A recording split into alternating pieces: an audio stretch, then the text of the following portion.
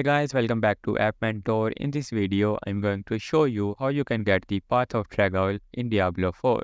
The Path of Trag'oul are special boots made specially for Necromancer class in Diablo 4.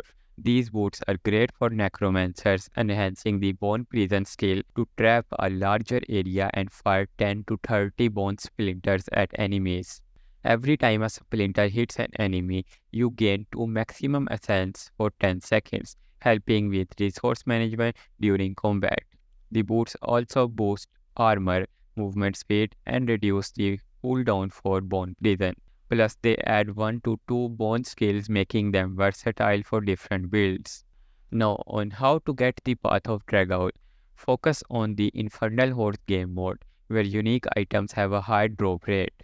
You need to first complete the Eyes of the Enemy quest at World Tier 3 Nightmare difficulty and get an Infernal Compass. You can also increase your chances of getting these boots by participating in world events like gathering legends, slaying world bosses, or running nightmare dungeons.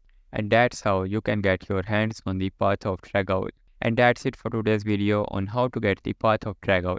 If this video is helpful to you in any way, please hit that like button, subscribe to our channel, and thanks for watching.